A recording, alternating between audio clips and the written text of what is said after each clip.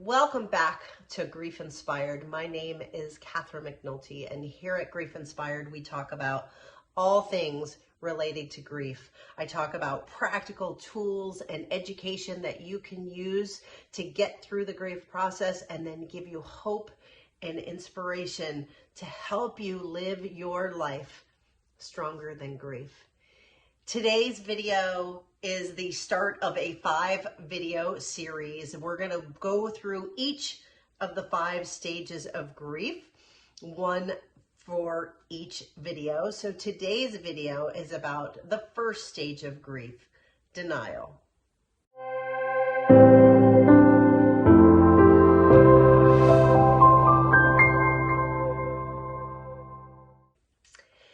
In this video, I want to wear my cozy sweatshirt because I want you to feel comfortable. I want you to get comfortable. I want you to lean in and use this as an opportunity to learn about your own grief, see what's showing up for you, and help you get through the process. So this isn't going to be the standard clinical, this is denial, right? We're going to talk about how denial shows up and how that affects your life.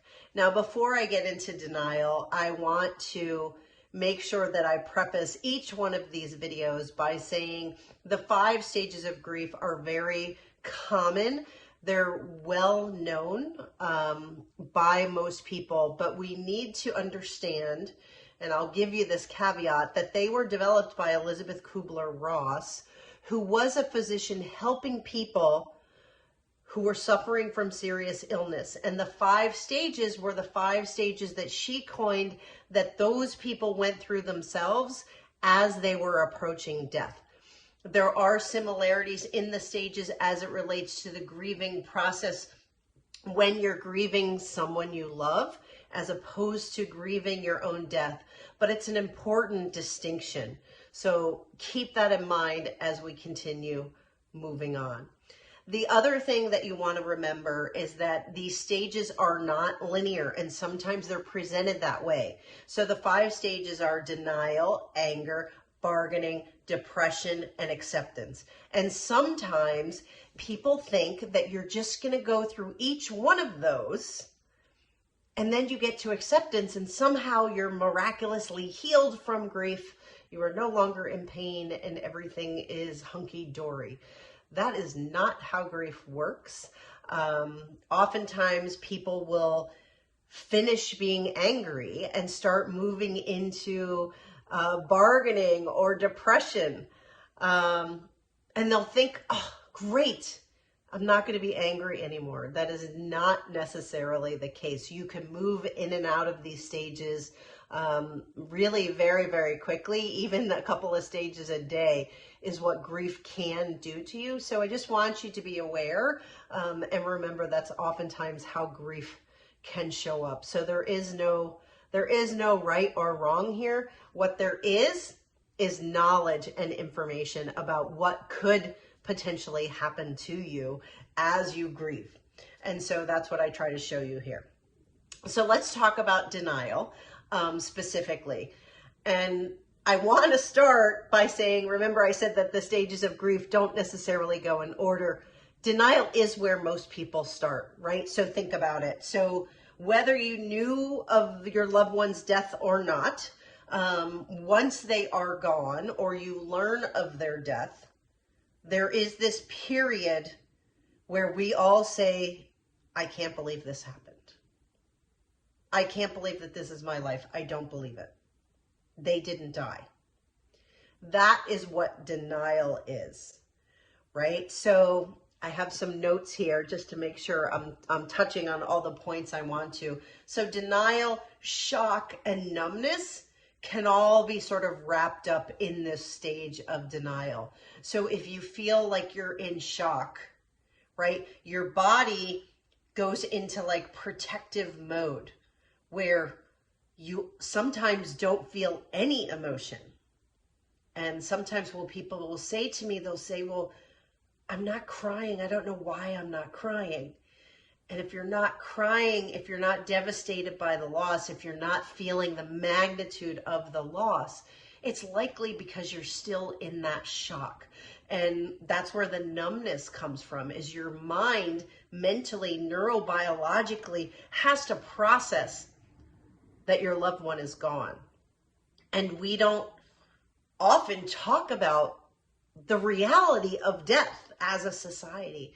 And so it seems even more shocking that people can die, right? I lost my infant and the doctors were telling me that he could die, right? This is in the NICU with an infant. That's the neonatal intensive care unit. They're hooked up to monitors and like it's life or death going and going every day, day in and day out. But there's a difference. I was still in denial that he actually could die. And when he did die, I was still in shock. And then I was numb because I didn't want to feel what I knew was coming. So denial is shock, it's numbness, it's not realizing that this is real. It's the avoidance of the reality. And sometimes as you're in denial, it can feel like you're walking through your life in like it's a dream. Like you're moving and you're walking through your life, but you're not really there. It can feel like that. So where you're a little lightheaded or a little bit dizzy or just not feeling anything, that can be denial. I mentioned before that it's neurobiological, right? That the magnitude of your grief, we have to process that. Our minds have to wrap our heads around the fact, right? And this is big, that we will not hug our loved one again. We will not see them again. We will not be in their physical space. They will not walk in the room with us. They will not call us on the phone if they're able to do that. The things that we were used to, the things that were our normal life, however they were in our lives, is no longer there. And so that's a lot for our minds to process. So I just want you to realize and give yourself a little bit of a break. This is a big deal. Loss of someone close to you is a very, very big deal. And the world gives you 3 days to grieve at work, right? And your friends and your family, a month later, 2 months later, are coming knocking on the door. Are you better yet? Right? And we know that grief takes a long time. So denial is just the first part of it, and there's a lot more to come.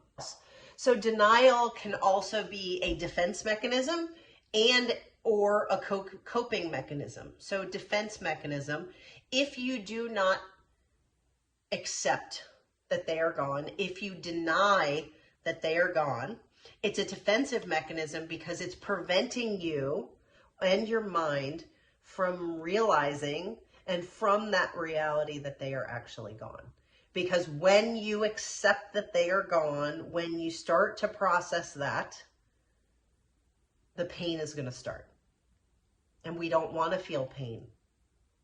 And so that's why a lot of times people will avoid grief, thinking that if they just avoid it long enough that it'll go away. And we know that that absolutely does not happen. Your grief will show up until you deal with it, no matter how long you suppress it. So denial can be a defense mechanism. It can also be a coping mechanism. There is a lot of fear, overwhelm, anxiety that can be involved after losing someone that you love. And so it can be a coping mechanism because you know what's coming and you just don't want to face it. And so again, same thing, just like with the defensive mechanism, it's preventing what you know is inevitable. It's putting off and allowing you to cope a little bit at a time until you are ready to start to realize the magnitude of what's happening. We want to delay the pain as long as we can. And so that's why it's a coping mechanism. And we want to minimize the pain that we experience. And so if we think, oh, if I can just put it off a little bit longer, maybe that'll help me. There's this out of control feeling that, again, we want to protect ourselves from, right? There's a huge fear of the unknown. We don't know what this is. We don't know what's going to happen to our emotions. We don't know what's happening in our mind, to our thoughts. We don't know. Our world suddenly looks completely different. And it's not what we expected, right? And the loss and the grief is because it's not what we expected. And it's, dealing with the death of a loved one is not something that any of us want to do. There's a transition period. Denial is not necessarily right or wrong. Denial is necessary in the process. It is a transition process between your world, the world that you had your loved one in, whatever that looks like, and the new world where your loved one is gone. Denial is that period of transition where you're wrapping your head around what happened. So can we say how long denial happens? No, it's different for different people. The more of a defensive mechanism you want it to be, the more of a coping mechanism that you want it to be, the longer it will take. And there is no right or wrong there.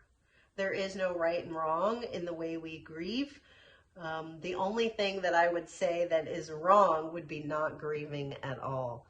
But the period of denial is perfectly okay, because you gotta wrap your head around it. So it is an important and necessary part of the process. I think it's something that's universal, that we all sort of feel that. Even if we know our loved one's gonna die, denial still shows up, because it is really hard to wrap our head around it. And if you know other people in your life, maybe people who are getting older, or have serious illness, and you know that their death is pending, it doesn't make it any easier. It definitely doesn't. And so, for all of you who are caregivers, and you've been caring for someone who has now transitioned on, just because you knew it was going to happen does not make it any easier. It doesn't really make you more prepared. And that denial and the unexpectedness of everything that's going on shows up for you too. So in the next video, we're going to talk about anger. But for now, process this. Let me know where you are. Did you experience denial? Are you in denial now? And my question for you is, are you judging it? So often we judge ourselves and what we're going through. Please don't judge yourself in the grief process. It's hard enough without you having to beat yourself up for not doing it right. So wherever you are, I hope these videos help. You are exactly where you need to be. If you have questions, let me know those too. You can always reach out to me at GriefInspired@gmail.com. And again, thank you for those of you who have subscribed. And if you haven't subscribed, please do so now. And don't forget to like this video and leave your comments below.